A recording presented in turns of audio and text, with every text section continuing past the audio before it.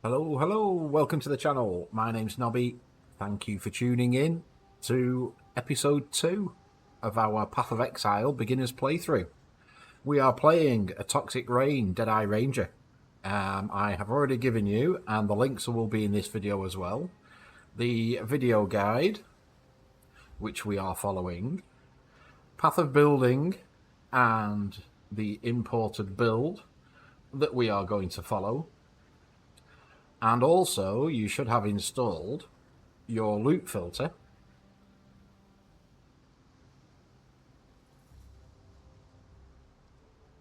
which again is never syncs regular. Now, I am on custom sounds. You may need to download just the regular version. I have already done a video on this. We are following this video guide. Link will be in the description. And you've also got your Path of Building, which we are starting as Act 1. So we are religiously going to follow this build. I've never played a Ranger before, so this could be quite fun. If you've ever played an ARPG, you'll be familiar with the screen layout. We've got our map. You can also press Tab and put the map into the middle of your screen. If you want to move around that map, you can use your arrow keys. You can also zoom in and out with the numpad plus and minus buttons if you've not changed any of the keybinds.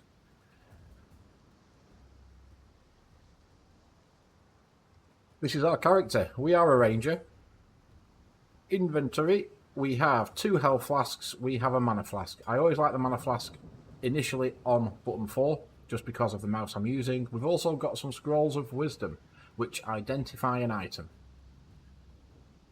I've got all the tutorials on. I'm not going to skip them, so we'll go through the tutorials. I will recommend for a new player, change your left mouse button to move only. And then put your skill on your right mouse button or on the Q, W, E, R, whatever buttons, whatever mouse keybinds you're using here. But always have left mouse button as move only initially. Alright, that's a recommendation.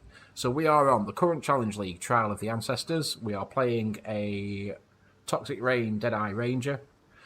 And this is where we start. Played ARPGs before, you'll be familiar with life. You'll be familiar with mana. You're probably already familiar with flasks. These do refill on kill, as you can see by the tooltip at the bottom there. So let's get going. We'll pick up the bow. Now, I have auto-equip enabled in the options, so because I've got nothing in my weapon slot, it's auto-equip the bow. I've also got always show sockets. So what you can see here, this bow has 2 green sockets, and they are linked. What does that mean? We don't know. We'll find out soon enough.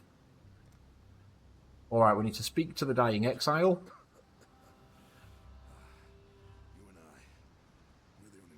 The game is voice acted. It's a free-to-play game, although it may as well at this stage be a AAA title. It's a fantastic game. The story through the 10 acts is amazing, so I would say, if you're playing this for the first time, play it like a single-player RPG. Right, we just need to kill ye old mob. There we go. Play it like a single-player RPG. Clear all the zones. Do a full clear of every zone. Click on all the lore items. Let them play out. Take all the quest lore. Let that play out. I will be letting the quest lore play out, but I won't be clicking on any of the additional lore. I'll let you do that in your playthrough. Alright. But we are going to go nice and slow. We will get to the end of Act 10, which is effectively an elongated tutorial. And we'll get to the end game, which is called maps. So I am calling these instances zones, just to save the confusion because maps comes later. Alright, let's pick up this gem, which is Burning Arrow. Press I to open your inventory. Okay. So, here we go. Skills that grant powerful skills when they are socketed in your weapons and armour. To socket a skill gem, click on it to pick it up, and then drop it into a slot. Now, it's worth mentioning, your active abilities, in this case the Burning Arrow, doesn't necessarily have to be in your weapon. It can be in any armor piece. Alright, if you are using two-hand weapons, these can get up to a maximum of 6 sockets. Bows can get a maximum of 6 sockets and you equip a quiver. Helm, gloves, feet, maximum of 4 sockets, and the chest is again a maximum of 6 sockets. Single-handed items, one-handed swords, daggers, wands, always 3. 3 sockets maximum, but you can have 2 of them you can dual wield. Okay, let's move up this map.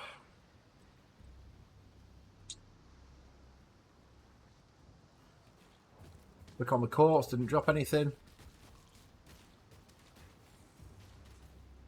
Let's kill a few beasties. Don't worry about using your flasks at this stage. They do refill on kill, so you'll be alright popping your flasks.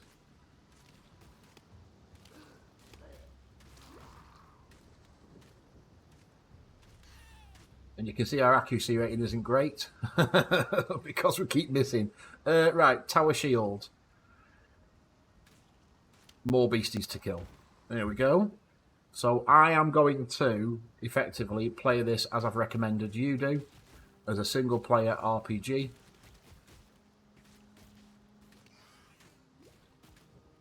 So we will be full clearing the zones as we go.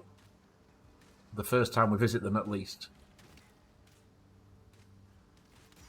There we go. A few more.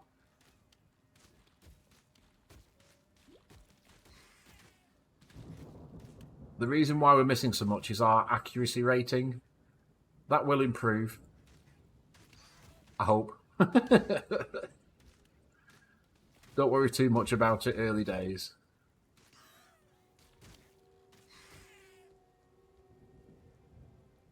Alright, work our way up here. I'm always checking corpses,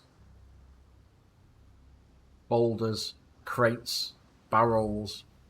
They can contain loot, and because of the RNG in this game, they can sometimes contain the best loot.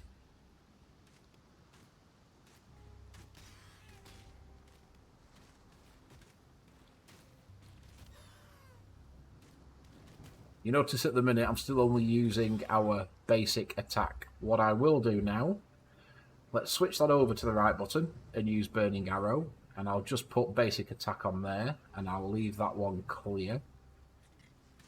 Now it does cost more mana to cast Burning Arrow, but as you can see, it's usually 1 hit, 1 kill, or it puts a burn effect on them. Gloves, we've got auto equip, so they will be equipped straight away. It's a corpse we can turn over, didn't drop anything. Barrels we can hit, didn't drop anything.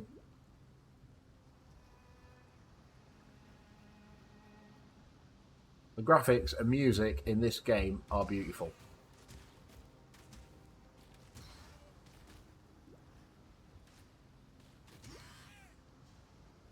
There we go, and currently they have a stash sale on, so they've reduced the price of the stash taps. I'll show you them when we get to this first town.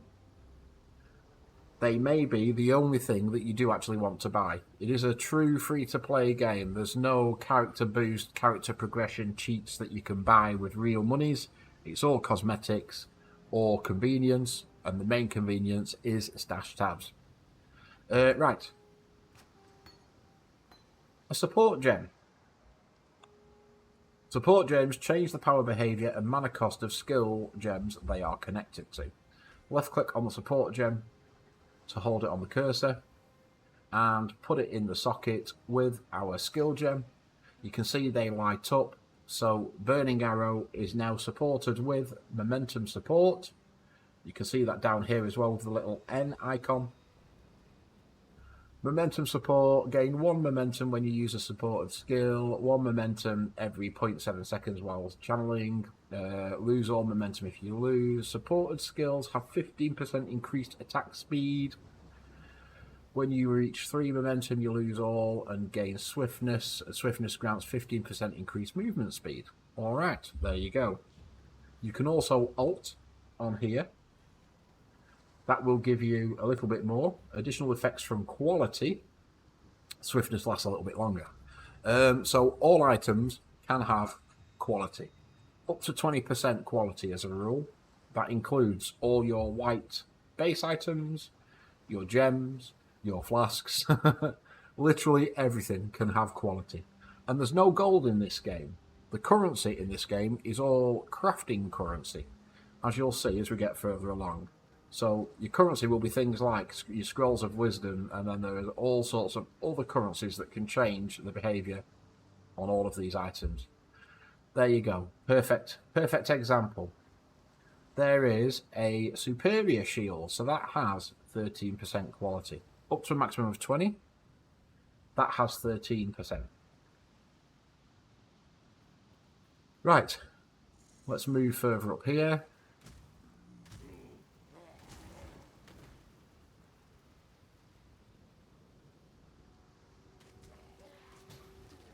There you go. You see the burn effect on them then.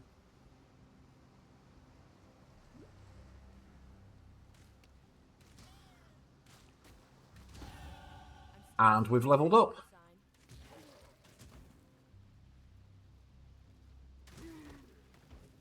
Very nice. So we are following the build guide. This one here. Our first point will be going into that projectile damage and accuracy. So what we do is open up the passive skill tree. So all your gems are active skills, support gems, heralds, auras, that sort of thing. This skill tree, don't be overwhelmed, it is huge. Each class starts in a different zone, Scion in the middle. And what we're doing is we are pathing out. This is the first node it wants us to take, projectile damage and accuracy. You can click the node and then click apply, or if you know where you're going, you can control and click and that will auto apply it. Just like that. So you don't need to press apply. You can either double click the node, click apply, or if you know exactly where you're going, you're following a build guide, just control click it in. Alright, so we've just got 30% to accuracy and 16% increased projectile damage. Alright, so we are following this build guide quite strict, so we're going to be going up here first of all, and then I think we're dropping down here for some life, chance to avoid being stunned, and also across here for some damage with bows. There you go. That's your skill tree. Don't be overwhelmed. It will all become second nature when you've played the game a little bit. That's when most people quit. They open up that passive skill tree and then they'll quit. It's a little overwhelming at first.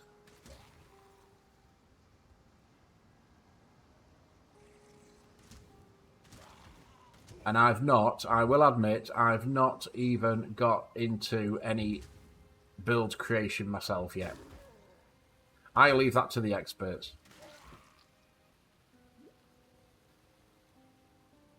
I'd rather follow a build guide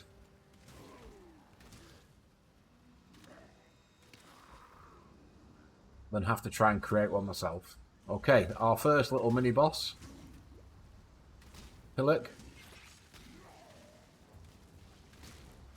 See, we're getting some good burn damage on him. Just kite him around, keep out of his way. There we go.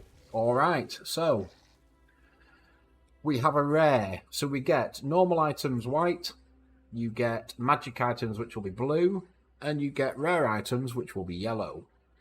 White items don't have any additional modifiers on them, except the rings there. Adds 1 to 4 physical damage to attack. So we'll take the bow, we'll take everything, we'll take that, we'll take the shield. Shield will come up as unidentified. Now, we're not using shields, but we will use the Scroll of Wisdom. There you go. Rare items are really good. Rare items can have up to 6 modifiers, 3 suffix, 3 prefix. Magic items can have up to 2, 1 suffix, 1 prefix. Your base items tend to have 0 or just 1 modifier. that ring, for example, just adds 1 to 4 physical damage to attacks, but because we deal physical damage with our bow, that will actually work for us. So we've got another bow here. None of the items are linked. Quite hard to tell this graphic here because of the design of the bow, but none of those are linked. The shield here, 3 sockets, again, 2 of them are linked. We also picked up a currency. This is an orb of augmentation, so this will change a modifier on a magic item to a new random modifier. So when you roll a flask, if you roll a magic flask and it's only got 1 modifier on it, you can use one of these to apply a second modifier. When it's got 2, you can't apply any more because it's only magic. You will also notice as well, there's no restrictions on items you can equip. So, for example, the bow, dex-based, more likely to roll green sockets. This circlet is intelligence-based, energy shield, more likely to roll blue sockets. The gloves are actually armor-based. They're more likely to roll red sockets. That rolled a blue one. Woolen shoes, again, energy shield, so they're intellect-based. They're more likely to roll blue sockets. You press C to go to your character. You've got your 3 stats. You've got dexterity, which is what this build will be based around, accuracy and evasion rating, strength, life and melee fizz damage, and intelligence, mana, and energy shield. You can see we've got a little bit of energy shield from something we're wearing. The circlet and the shoes are giving 9 and 6, which gives us 15 shield. So your shields will take damage before your life will. If you've played an ARPG, you'll be quite familiar with what bits do. This map is full cleared, I think. It is. You can also do a /remain. Oops. Let's get into the channel first. Close all that. Close all that.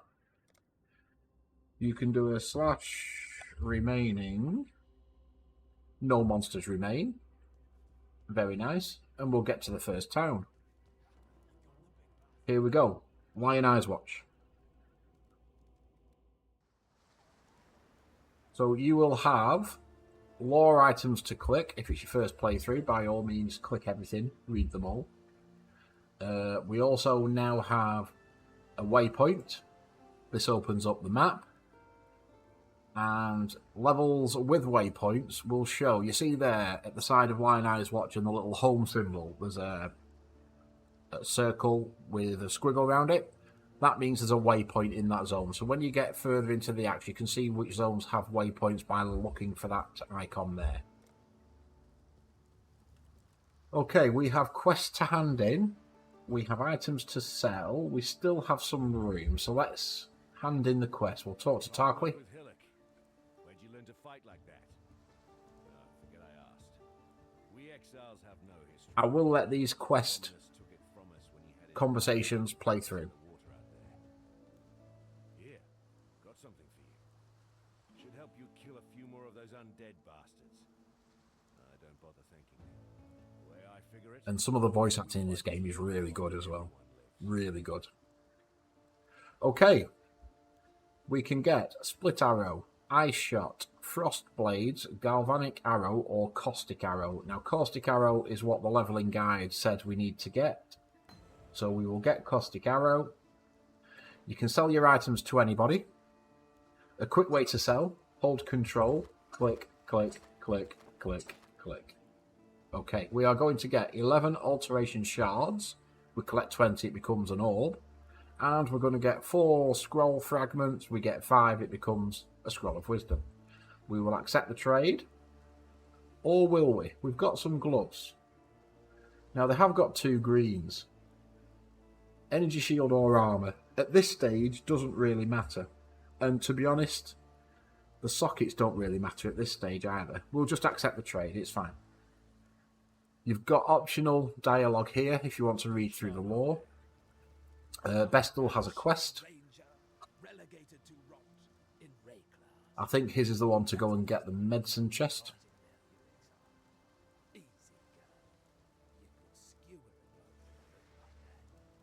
And I think my game audio is okay.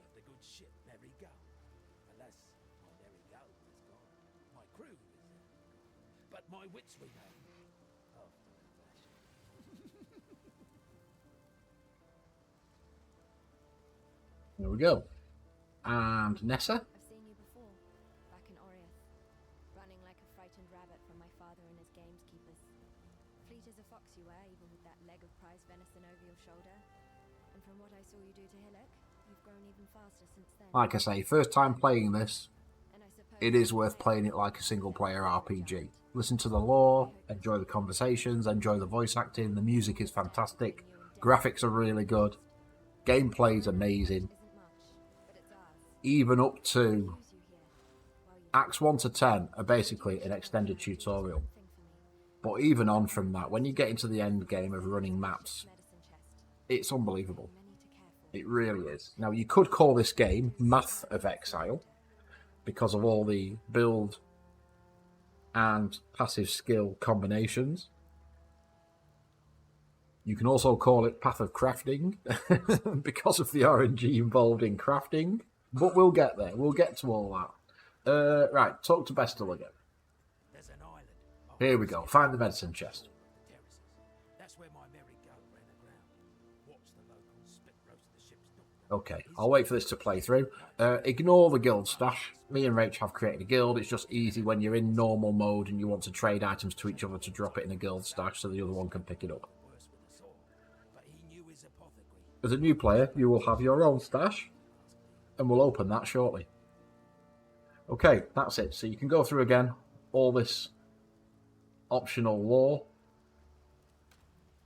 Right, the stash. Let me move that somewhere.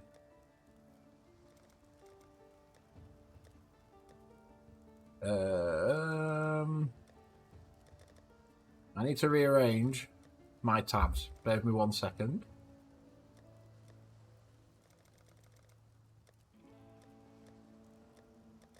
Inks. Wow. So many League mechanics nowadays. It's unbelievable. What else have we got here? Sell. Now I'll move this one up.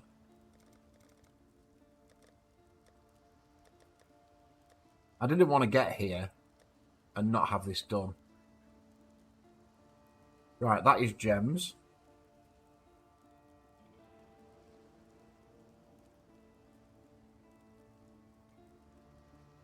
Okay, stash tabs have been changed in the game. They now have affinities. So if we tick the affinity for gems, you'll notice it has the affinity icon. So if we've got a gem in our bag, which we have, regardless of what tab we are on,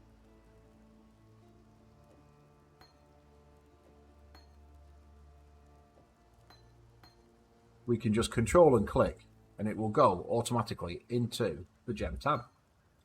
There you go. That's a new item. Before, you used to have to click on your tab and then put the items in, and then click on your next tab to put your items in, to click on the next tab to put your items in. Now, all these are currency tabs. So these are the, all these stash tabs are bought with real money. So you may want to spend money on the game, and if you do, you may want to initially at least get the currency tab. There's one for uniques, there's one for essences, there's one for fragments, there's one for divination cards, there's one for maps, there's one for the delve mechanic, there are premium stash tabs so you can sell items, there's one for metamorphosis, there's one for delirium. These are all the different sort of leagues we've had. You've got a gem and a flask one now as well. So I'll go away and I'll set all this up. We are at 24 minutes. That's this video done. We've got to the first town. We've got Caustic Arrow. So we now want to replace Burning Arrow with Caustic. I've got nowhere for that. I've got no greed slots to put Burning Arrow in. But according to the guide, we don't need to use that. If I put the affinity on the currency, I can now just go Control, click, click, click, they'll all go into their own spot. Very nice. Right, guys, thank you for watching episode 2 of our little Path of Exile playthrough. Again, we are going to be going slow, we'll be taking our time, I'll be explaining things as we come across them. That way, hopefully, you'll have a decent understanding of how the game works. If you've ever tried it before and been put off by the passive tree or the complexity, I'll get you through that barrier. Alright, so if you have enjoyed the video, I would really appreciate a like on the video. If you would like to sub to the channel, again, always enjoy receiving them. Any questions, by all means, just drop it in the comments. And I'll see you again soon. Take care.